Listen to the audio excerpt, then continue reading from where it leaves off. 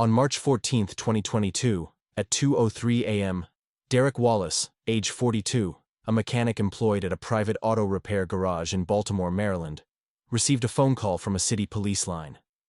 Wallace lived alone in a rented apartment in a 3-story residential building and had finished his shift shortly before midnight.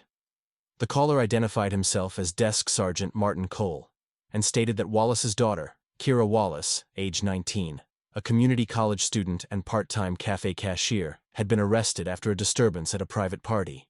The listed reason was disorderly conduct following an argument with her former boyfriend. Cole stated she was placed in a holding cell and would remain there until a morning review by a duty supervisor. Wallace asked whether his daughter was injured or under medical observation. Cole answered that the intake sheet showed no urgent medical flags. The call duration was 1 minute and 14 seconds, according to the phone record later obtained by Wallace's attorney. Wallace dressed and left his residence at approximately 2:15 a.m. in his personal vehicle. City traffic intersection logs later confirmed his vehicle plate passing 2 monitored junctions between 2:28 and 2:39 a.m. He entered the Eastern District Precinct lobby at 2:44 a.m. and signed the visitor log with his full name and driver's license number. At the front desk were Sergeant Cole and 2 patrol officers identified in shift records as Leonard Briggs, 29, and Owen Darby, 34.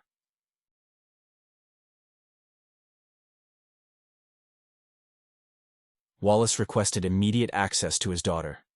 Cole declined and cited overnight detention protocol, stating that detainees processed after midnight were not eligible for visits before supervisor review unless medical risk was recorded. Wallace asked to confirm her condition in person. Cole repeated the refusal and began entering data into the booking system terminal. Desk activity logs show that the booking entry linked to Kira Wallace was opened and edited multiple times between 2:49 and 3:18 a.m. Standard processing entries in that system average under 10 minutes. This record shows 4 reopen events and 3 field corrections. When later questioned, Cole attributed the delay to form validation errors. No system outage or validation alert was recorded in the technical log for that period. During this exchange, Wallace later stated that when he said his daughter's name, Officers Briggs and Darby briefly looked at each other and smiled. This detail appears in Wallace's sworn statement dated April 2, 2022. Both officers later denied reacting in any notable way and stated they did not recall the moment. At 3:21 a.m., Wallace asked to contact a lawyer.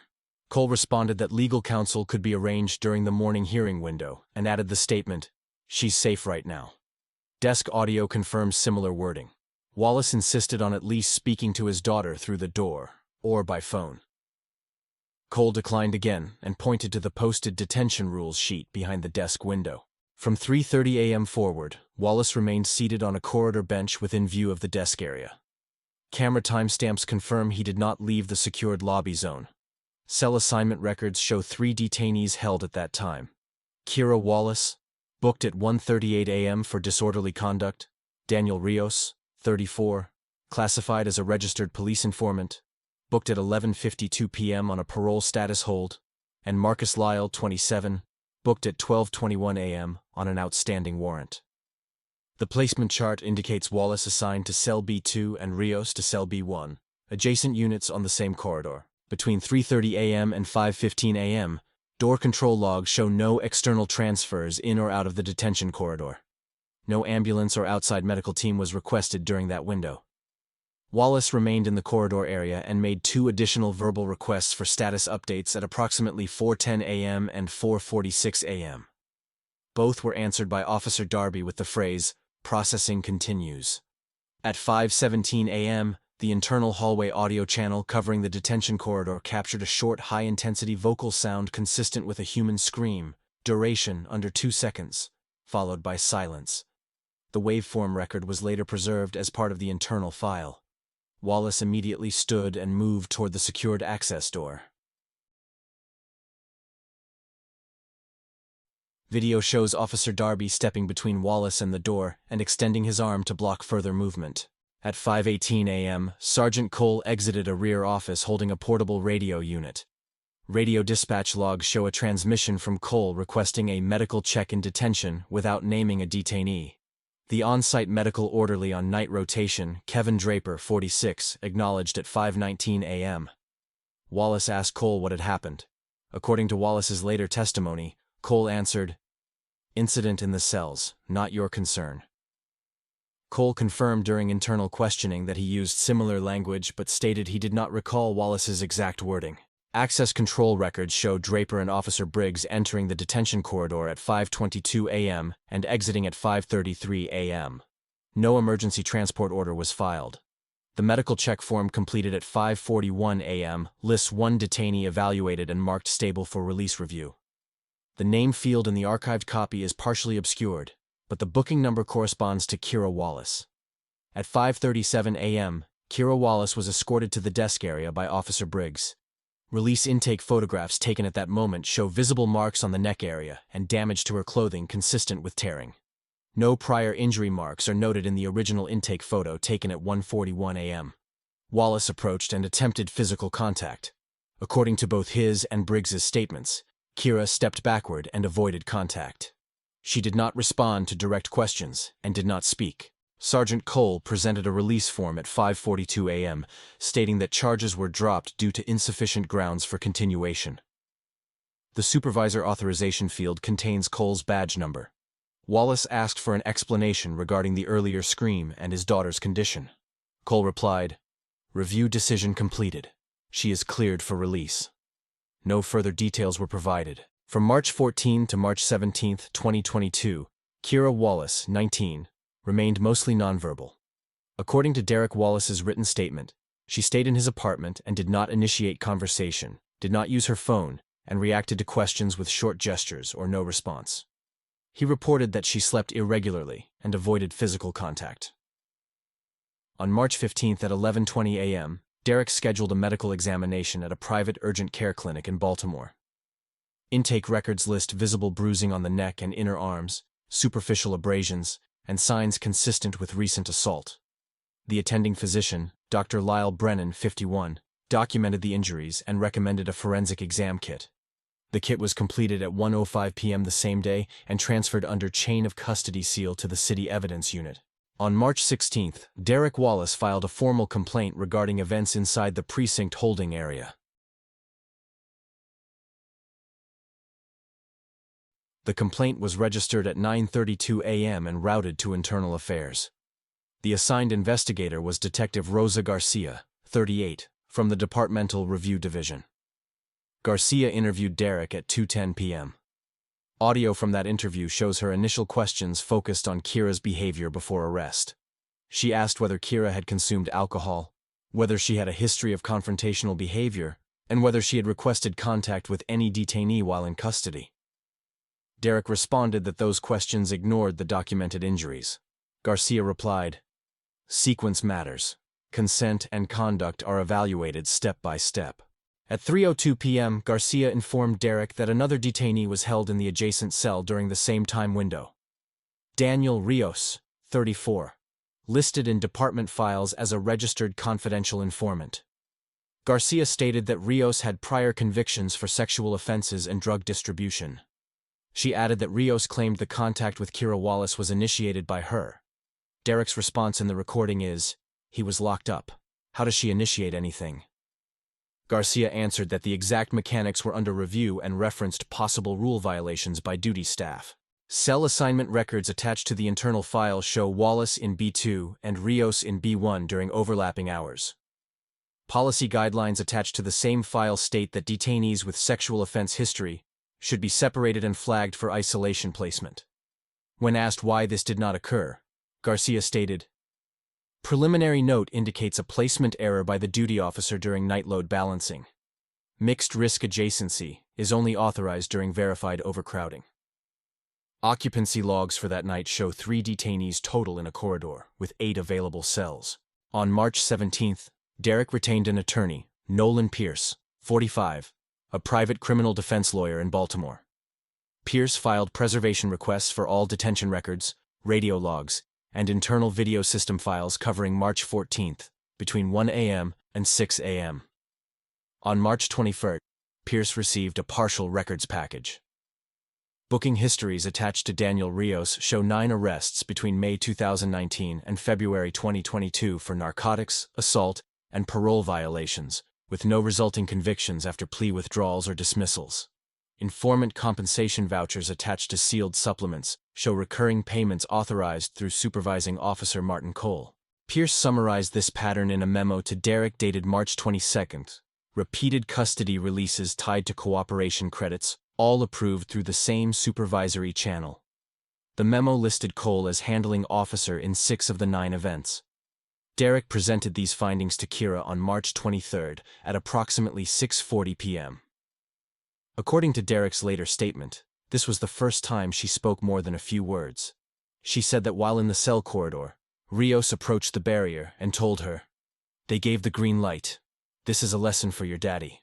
She stated he referred to officers in plural form. This statement was recorded by Pierce on a handheld recorder with Kira's consent. During the same conversation, Kira provided additional background regarding the original party incident that led to her arrest. She identified her former boyfriend as Jason Taylor, 21, warehouse loader. She said he arrived intoxicated, began insulting her publicly, and pushed her during an argument. She stated that several people witnessed the push. According to her account, friends of Taylor called police. Responding officers detained only Kira Wallace at the scene. No arrest record appears for Taylor connected to that address on March 14. Derek attempted to contact Taylor by phone on March 24 and March 25. Calls were not answered. Pierce later located Taylor's name in a restricted appendix of registered informants connected to narcotics tips. On March 28 at 10:15 a.m., the prosecutor's office issued a notice declining further action on the assault complaint connected to the detention incident. The stated reason was insufficient admissible evidence. The notice referenced 3 elements: a sworn statement from Daniel Rios asserting consensual interaction, supporting written statements from on-duty officers reporting no rule violations observed, and loss of usable detention corridor video due to file corruption during storage transfer. The notice confirmed that without corroborating visual record or officer contradiction, the threshold for charges was not met. Detective Garcia informed Pierce by phone at 11:02 a.m. that the internal review would be administratively closed in parallel with the prosecutorial decision. Her summary line in the call log reads, "Testimony conflict unresolved, physical evidence non-specific to location, staff statements consistent. No officer was suspended at that time." Derek Wallace received the update from his attorney at 11:26 a.m. the same day. On April 2, 2022, Derek Wallace continued his independent review of events connected to the March 14 detention incident involving his daughter, Kira Wallace. Using court archive access provided by his attorney Nolan Pierce, he located records from a prior case dated December 8, 2021, in Baltimore District Court. In that case, Patrol Officer Tyrone Wade, 37, was charged with excessive force against a 16-year-old student, Malik Turner, during a street stop. Derek Wallace was listed as a civilian witness for the prosecution. His sworn testimony stated that Wade struck the teenager multiple times after he was already restrained. 2 other nearby residents declined to testify. Court disposition records show Wade received 1-year probation and termination from service effective December 20, 2021. Employment rosters confirmed that Tyrone Wade and Desk Sergeant Martin Cole had been assigned as patrol partners in the same district unit for 4 years prior to Wade's dismissal. Derek recalled that immediately after the December 8 hearing, in the courthouse parking structure at approximately 4:40 p.m., Cole approached him and made a direct statement. In Derek's April 4 interview transcript, he quoted Cole as saying, "You destroyed a good man's life. I hope you're satisfied." No report was filed about that encounter at the time. On April 5, Pierce arranged a meeting between Derek and Thomas Langford, 52, a former Baltimore police detective dismissed in 2020 after an internal dispute involving evidence handling. The meeting occurred at Pierce's office at 3:10 p.m. and was audio recorded with consent. Langford stated that during his service, he reviewed multiple informant payment files tied to Sergeant Cole.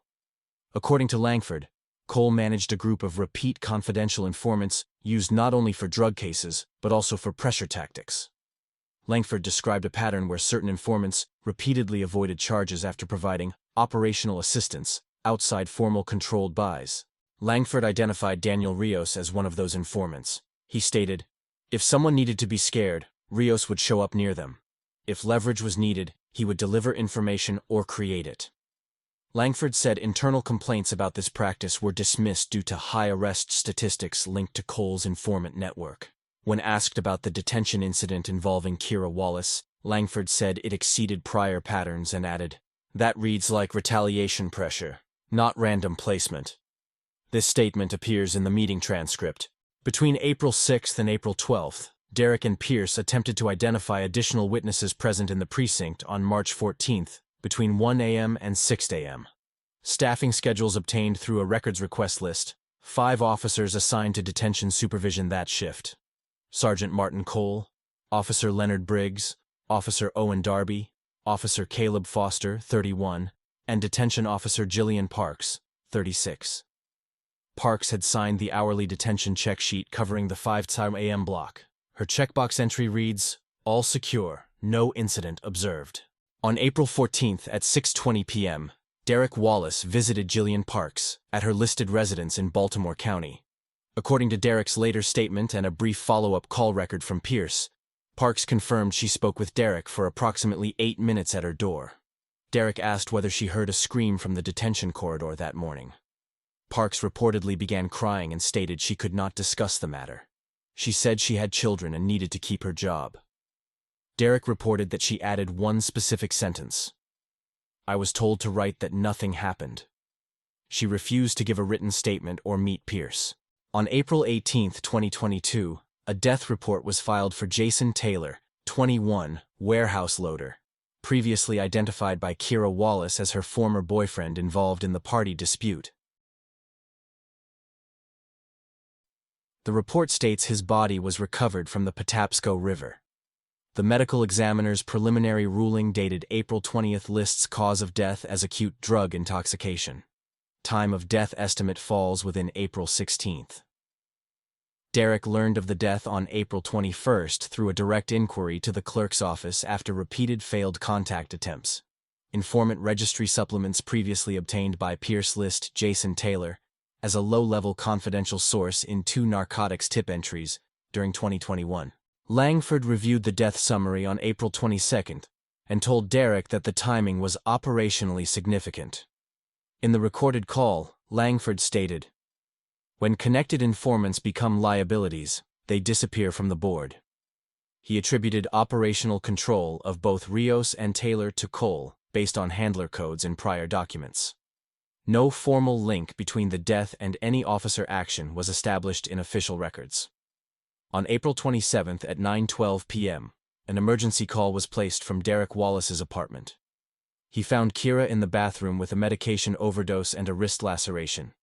Paramedic unit records confirm arrival at 9:18 p.m. and transport to Mercy Medical Center. Hospital intake notes list condition as critical but stable after intervention. Toxicology screens confirmed high sedative concentration. Derek gave a brief statement to hospital staff and later to Pierce that during a short period of regained consciousness on April 29th, Kira spoke one sentence. "Why didn't you protect me, Dad?" Medical notes confirm limited verbal response, but do not record the content. She was transferred on May 3rd to an inpatient psychiatric treatment unit for extended care. From May 3 to May 10, 2022, Kira Wallace remained in an inpatient psychiatric unit in Baltimore. Treatment records show limited verbal interaction and refusal to participate in extended interviews. Attending psychiatrist Dr. Aaron Feld, 47, documented severe acute trauma response and long-term therapy projection measured in years. Derek Wallace visited daily during approved hours. Visitor logs confirm his presence on 7 consecutive days. According to his later confession statement, during this period he stopped pursuing additional legal motions and concluded that no criminal charges would be filed against any officer connected to the detention incident. Phone records show that between May 6th and May 11th, Derek contacted 3 former neighborhood acquaintances with prior minor criminal records. 2 of them, warehouse worker Luis Calder, 39, and delivery driver Marcus Hodge, 41, later confirmed in plea interviews that Derek asked how to locate Daniel Rios. On May 12th at 8:26 p.m., Calder sent Derek a text message with an address in Dundalk, Maryland. identifying it as a temporary residence used by Rios. Property lease records show the apartment was rented under the name of a police-affiliated contractor who previously handled informant housing vouchers. At 10:42 p.m. on May 13th, Derek arrived at the Dundalk address. Entry door camera from a neighboring unit shows him approaching alone. According to Derek's signed confession dated May 20th, he knocked and identified himself as someone willing to pay for silence. Daniel Rios, 34, opened the door and allowed him inside. Audio reconstruction based on Derek's statement records Rios making a sexual remark about Kira Wallace. Derek then drew the revolver and fired one shot, striking Rios in the knee joint. Blood pattern analysis later confirmed a close-range shot consistent with Derek's description. Derek stated he questioned Rios about Sergeant Martin Cole's home address.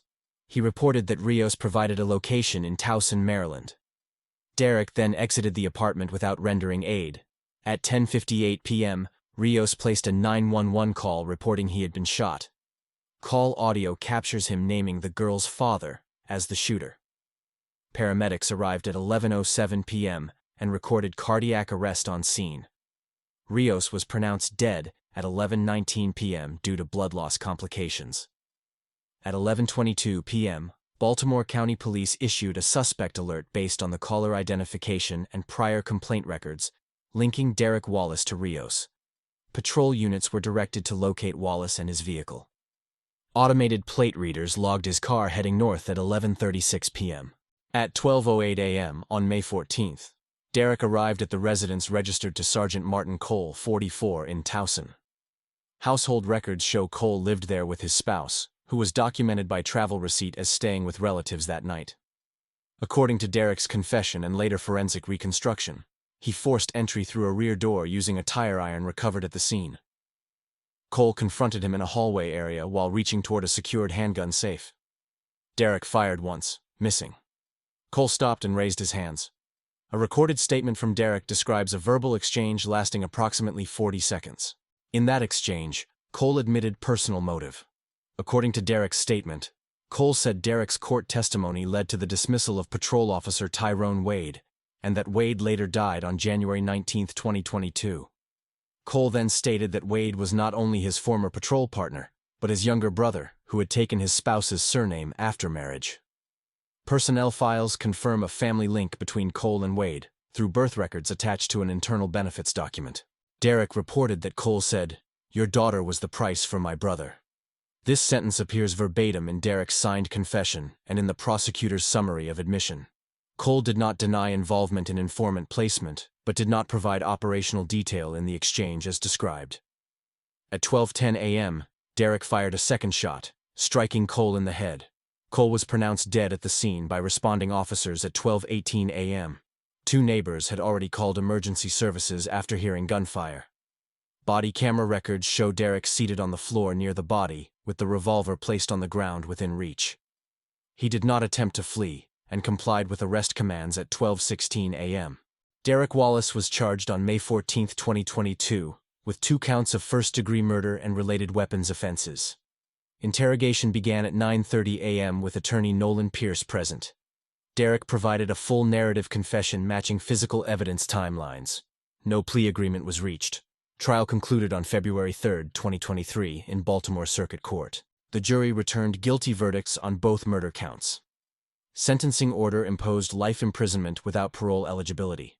Court transport logs confirmed transfer to a state correctional facility on February 6, 2023. Kira Wallace attended the sentencing session under medical supervision from her treatment unit. Attendance records show she remained for the verdict and sentencing statement. The case record closed with 2 deceased men, one surviving victim under long-term psychiatric care, and one convicted offender in permanent custody.